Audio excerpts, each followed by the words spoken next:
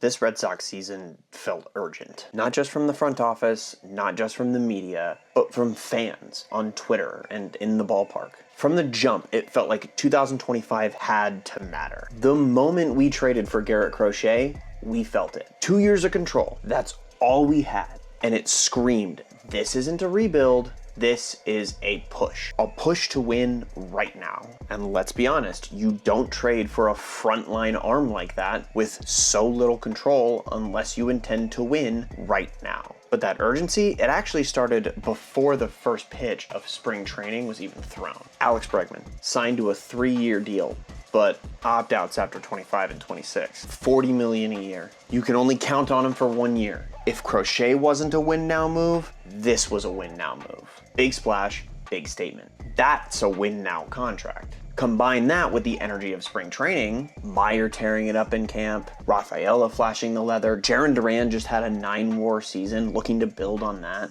Everything lined up. And it became really easy to believe that this team was truly ready to roll. But then something shifted. Garrett Crochet signs an extension. 6 years, $170 million. Locked in through 2030. Cy Young escalators, trade protection, an injury clause to keep you insured through 2031. That's a long-term deal. That's also a statement. And I think a lot of people missed what happened when that deal was signed. The true implications of that moment. The total opportunity that an extension for Garrett Crochet provided. Because with that one contract signing, the urgency kind of got to take a back seat. Because Crochet's no longer a rental. He's no longer on the clock. He's foundational now. He's a cornerstone piece, the ace of your stack. And what that means is maybe, just maybe, for once, might have time. Think about our starting lineup in this past Orioles series. How many rookies are there? Well, let's see. We got Meyer, Campbell, Sogard, Narvaez. Okay, now how many young guys that I would still consider to be under development? Abreu, Cedon. That's 6 of your 9 guys on the roster, and I'm not convinced that Jarren Duran isn't one of those guys that needs development. Young guys. Lou Merloni, who's a former Red Sox utility guy, and he made a great point on Twitter the other day. Minor leaguers don't get called up for hitting ground balls to the right side to move a runner. They get called up for banging a 2-run double off the wall. Not for a sac fly, not for a sacrifice bunt. They get called up for doubles, homers, barrels, box score stuff. So it's no surprise when they reach the big leagues and still need to learn actual situational baseball that will help your team win and not just let you get called up. I don't blame them. I want to throw that out there. I understand it's a product of the system. Every one of those guys is trying to make generational wealth for their family. Totally understand that. But I digress. Maybe what we need actually is time. And look, I've lived through these last 4 seasons of 500 ball just the same as you. I get what I'm asking for here. But we need time to develop guys like Marcelo Meyer, Roman Anthony, Carlos Narvaez, Cedon Rafaela, Wilyer Abreu, Christian Campbell, Jarren Duran. That's like our entire offensive roster, and every single one of them could be better served by having another season where they just learn how to play ball. Let them get big league at bats. Let them make mistakes. Let them learn how to move a runner over and execute the little things that really win baseball games. And almost every single key bat in this lineup is still learning all of those things at this point in their career. But there's one guy in particular who's way too old to be struggling the way that he has. So let's talk about the lineup as a whole. Certainly the most frustrating part of it is Trevor Story, and this is what hurts the most. For the first few weeks of the season, he was on fire. Through April 21st, his OPS was an .894. He was hitting the ball hard, he was driving in runs, playing his elite level defense. It finally looked like this was the year that we signed Trevor Story to have back when he signed that big contract. But then the bottom fell out, man. After April 21st, his OPS is just a .366. That's not a big league hitter. That's not a slump, it's a collapse. And now, he's not producing at all. He's chasing, he looks lost at the plate. And it's brutal to watch because this lineup without Bregman needed him to step into a veteran run-producing role, or at least a veteran that's going to put up a competitive professional at bat. You can't build around what he's putting on the field right now, and you can't count on a professional at bat from him, at least not right now. And that type of production is even more damning when the number 8 prospect in baseball and the number 2 prospect in the system is breathing down your neck, playing your position better than you. Okay, now let's talk about Jarren Duran. We can zoom out for a second. All-Star last year, All-Star Game MVP, almost 9 WAR. I think it was like 8.7 WAR he put up last season. Yeah, okay, so at this point in the season last year, his OPS was a 799, and this year it's a 736. That's a dip, not a collapse. But if you remember, last year he had a slow start too. Then in games 50 through 85, he absolutely erupted. 307 average, 915 OPS, 8 homers, 10 doubles, 2 triples, 10 stolen bases across those 36 games. That is nuclear. He's the kind of player that when he gets hot can absolutely carry a lineup. So yeah, he's not red hot yet, but the history's there. I'm willing to wait on Jarren Duran a bit. Honestly, we wouldn't even be having that conversation if Roman Anthony wasn't down in AAA, making it way harder to not have that conversation. Carlos Narvaez. Okay, now let's talk about the catching situation, because genuinely, in all of the stuff that's gone wrong this season, this might be the place that the Red Sox got luckiest. Because it looked like leading into the year, we were going to have another year of Connor Wong just being okay at the position. Not even really okay. But in a quiet acquisition that actually happened the same day as the Garrett Crochet deal, the Red Sox acquired Carlos Narvaez from the New York Yankees. And let me tell you, there are some loud results. Offensively, 837 OPS. That's elite for any catcher, let alone a rookie. Defensively, even better. Leads all AL catchers with 7 defensive runs saved. The next closest, Danny Jansen with 4. His framing's good, he's throwing runners out, he's managing the staff. All of them rave about how great he is to work with. He calls a better game than Connor Wong, and it's not just the bat. I think that's the part that I love about it most. He's a great hitter, but it's the fact that the pitchers like throwing to him, he can throw out a runner. Honestly, the defense is the main thing I'm excited about. Offense is just a bonus. And to see this level of production from a rookie, I mean, he's hitting in the 4 spot right now. It's just special. I think Carlos Narvaez is going to be here for a long time, and if he's not, I'm going to be really disappointed. His defense is especially important because the pitching staff has really needed his help. Let's break it down. Garrett Crochet, the lone shining spot in this rotation. He's as advertised, worth every dollar of the contract so far. 1.98 ERA, 10.3 K per 9. In 11 starts, it's 68 1/3 innings pitched, and when he makes a start, he averages 6 2/3 innings, and only 1.6 runs per start. That's ace level work. It sets the tone, carries the load, limits the damage, leads our pitching staff. Now, Hunter Dobbins, who's been really one of my favorite parts of this Red Sox rotation this year. Young guy, came out of nowhere, we were not counting on him. Genuinely, if Walker Buehler didn't exist, this guy would be my number 2 right now. Dobbins has a 3.62 ERA, 7 K per 9. In 6 starts, it's only 32 innings pitched, which means it's just over 5 innings per start. Not great, but he is young, and so he is having like a lot of the same troubles we actually saw from Tanner Houck when he first came up, which is like, he's great first time through the order, not so great second and third time through the order, but I think that he'll be able to work through that. He's only giving up 2.3 runs per start.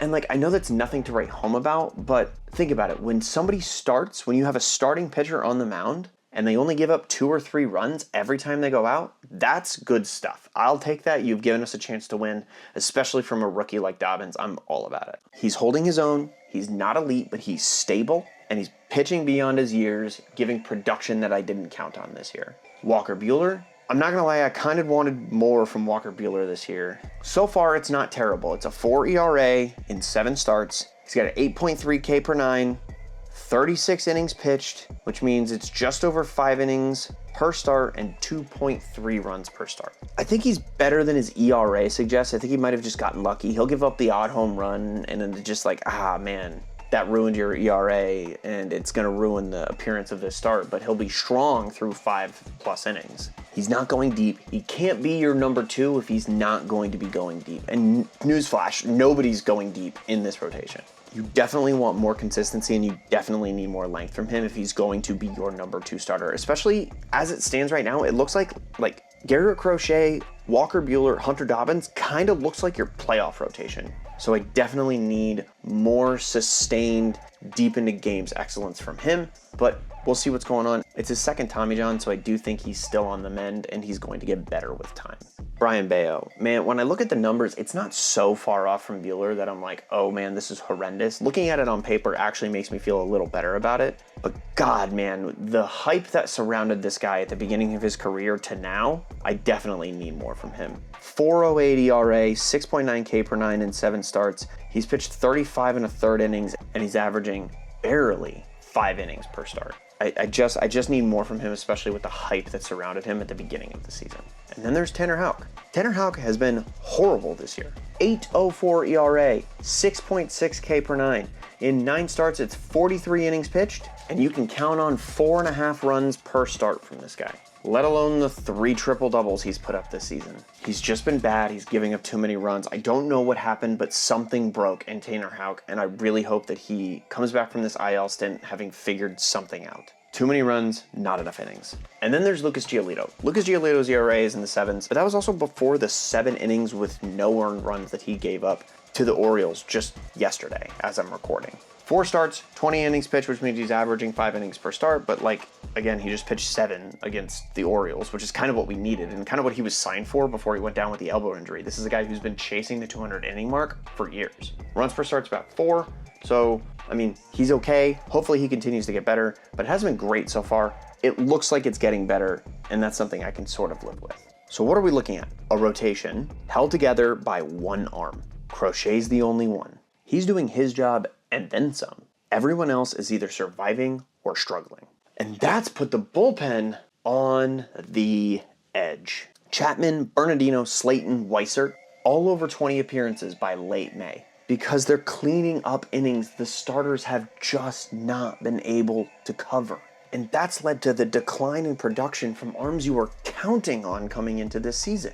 Garrett Whitlock, he's been okay. It's a 3.75 ERA, a 1.2 whip. This is an arm that's gonna get signed to another team later on in his career. It's not somebody that's gonna be out of the big leagues for his lack of production, but it's average. It's not who you thought Garrett Whitlock was. Liam Hendricks, 5.56 ERA, 4.8 walks per 9. Not commanding, not converting opportunities. He's just not getting it done. And I know he had everything in the world to overcome just getting back on the field, but getting back on the field means that I can count on you to be a big league reliever. And for a guy who was one of the more lockdown closers in all of MLB not too long ago, it's kind of disappointing when you're looking at an ERA that starts with a 5.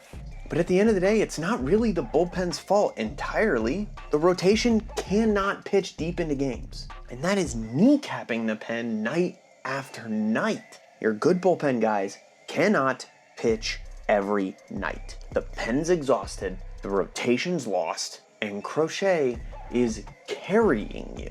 He's put the entire team on his back. So where does that leave us? A little banged up, a little overworked, and a lot underwhelming. But not lost, because there's real talent here. It's just not ready. They don't have to win the World Series here. And I think that watching the team acquire names that we're no longer accustomed to watching them acquire gave us this false sense of we're going all the way this year. I got news for you. The 2024 Red Sox were not a Garrett Crochet and an Alex Bregman away from being a World Series contender. That helps, don't get me wrong. But the 2024 Red Sox got a lot of starts out of guys that you can't count on that production from again and again and again. Hindsight's 2020, but Tanner Houck never really looked like a guy who's going to be a perennial all-star. 2024 kind of looked like his peak in hindsight. And what Craig Breslow is trying to do, what the whole front office is trying to do, ownership included, is build something that lasts. Craig knows he's on a tight clock. Since Theo Epstein left that job, that office has just had a revolving door. Guys show up, they get run out of town. He wants to break that cycle. He wants to build a winner, and he wants to do it the right way. Not just one flash-in-the-pan title, but sustained success, like the Braves. Atlanta's the model. A young core, signed early, winning together year after year. Sure, they have one World Series to show for it, but if you look at the history of the Boston Red Sox, each core has won one World Series. The days of the 90s are over. The Yankees aren't going to win 3 straight World Series. The Braves aren't going to be as successful as they were back then. It's really hard to be good for a very long time. Even the Dodgers have kind of scuffled this year. But the Braves are the blueprint. Bring them in, young, sign them, keep that talent on board for as long as possible, make moves here and there to supplement that roster, and see what happens. Because at the end of the day, everybody's just trying to get in the dance with the healthiest and most productive roster in the dance. And signing your talent young and bringing that talent in cheaply is just the recipe that's going to be the most sustainable over time. I think that after a decade of successful Red Sox baseball that I do believe is on the horizon, Red Sox fans are not going to remember 2019 through 2025. They're going to remember it. They're not going to like it, but they're going to know what happened because of it. And look, I get the frustration. Like I said, I'm a Red Sox fan too. I've lived through years and years of mediocrity. I watched Mookie Betts get traded. I watched them let Xander Bogaerts walk. And yeah, I watched the Yankees make a World Series last year too. It sucks. It's all sucked for years. But here's the truth. This team was never supposed to be finished and ready to compete in 2025. This year might not be the year, but it might be the year we stop pretending that it has to be the year. Because right now, the foundation's being poured. Crochet's here, Myers here, Narvaez is a gift from God, Anthony is on deck, the rookies are playing, the core is developing. This isn't a sprint, it's a marathon. Let the kids grow, let the core settle in, and let this year be the year that we stop pretending we were ready to win it all before we were actually ready. Make sure you like the video, make sure you subscribe to Late Night Baseball, because Anthony and I are putting out content every single week on this channel. Thanks for watching.